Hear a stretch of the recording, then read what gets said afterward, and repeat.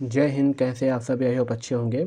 आज हम बात करने वाले हैं आपका EMRS एग्ज़ाम में जो न्यू एजुकेशन पॉलिसी 10 नंबर के आने वाली है, तो उसी के लिए हम कुछ MCQ क्वेश्चन है। यूथ पब्लिकेशन की ये बुक है, इसमें बहुत ही बेहतरीन तरीके से बताया गया MCQ और इसको डिस्क्राइब भी किया गया है। तो हमने कहा आप लोग सभी चर्चा कर लेते हैं।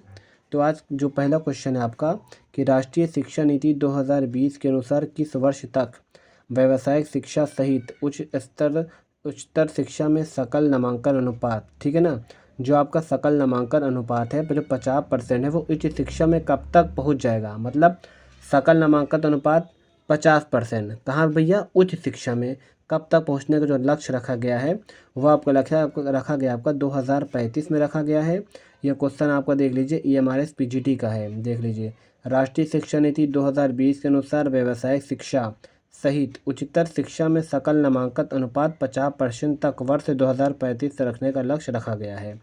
अगला क्वेश्चन है आपका राष्ट्रीय शिक्षा नीति 2020 के अनुसार स्कूली शिक्षा की नई शिक्षा शास्त्री और पाठचर्या की संरचना में किस वय वर्ग को शामिल किया गया है।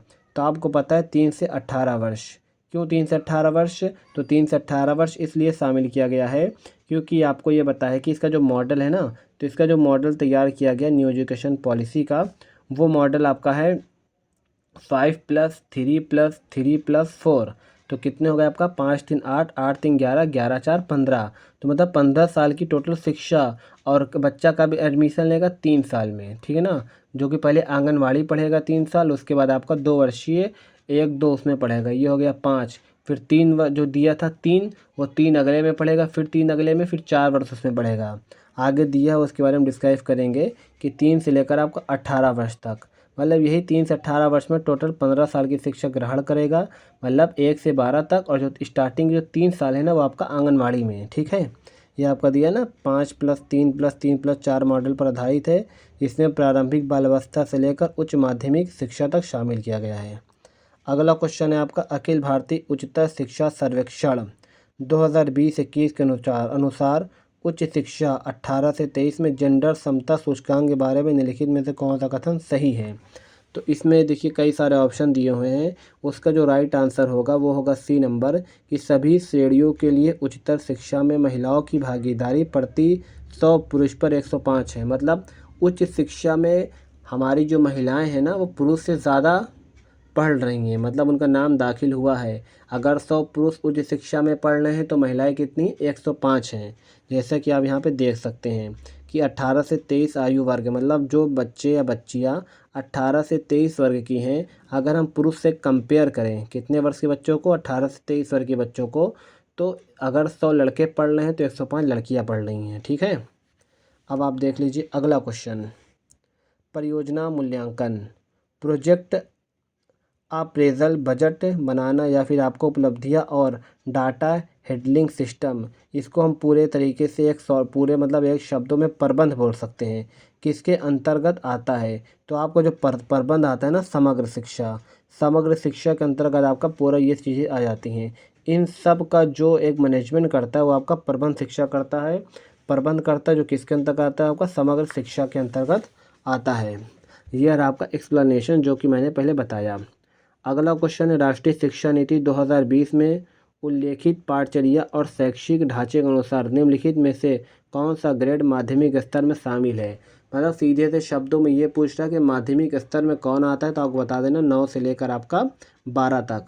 आप अगर 8 पास कर लेते हैं फिर 9 में नाम लिखाते हैं, तो 9 से जो 12 तक आप पढ़ते हैं ना, उसे हम माध्यमिक स्तर की शिक्षा बोलते हैं। और 6 से 8 जो पढ़ते हैं उसे हम मध्य बोलते हैं, ठीक है। अगला जो क्वेश्चन है आपका, निम्नलिखित में से किस संगठन को राष्ट्रीय उपलब्धि सर्वेक्षण 2021 के मूल्यांकन फ्रेमवर्क को विकसित करने का काम सौंपा गया है। मतलब कुल मिला के सीधे तौर पर यह पूछ रहा है, जो राष्ट्रीय उपलब्धि होती है, यह जो मूल्यांकन फ्रेमवर्क होता है ना, इसका कार्य किसे सौंपा गया है? वो आपको सौंपा गया NCERT को, जिसको national council for education research and training बोलते हैं, जिसे हिंदी में बोला जाता है राष्ट्रीय शैक्षिक अनुसंधान और प्रशिक्षण परिषद, ठीक है। 7वें नंबर का क्वेश्चन क्या बोल रहा है, भारत के आर्थिक सर्वेक्षण 2022-23 के अनुसार। मतलब देखिए समय समय पे सर्वेक्षण होता है ना, समय समय पर जांच वाच होता है, सर्वेक्षण निकाला जाता है। तो हमारा जो 2022-23 के जो सर्वेक्षण मतलब जो डाटा दिया गया था, किस आधार पे, 2021-22 के आधार पे।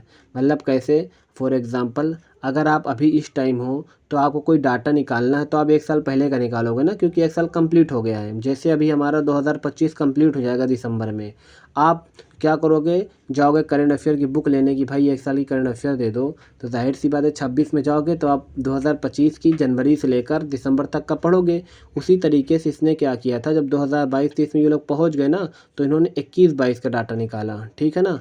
क्या डाटा निकाला कि जो हमारा ये है ना 2022-23 के लिए उपलब्ध अद्यतन आंकड़ों के अनुसार स्कूली शिक्षा के किस स्तर पर सकल नामांकन अनुपात सबसे अधिक है।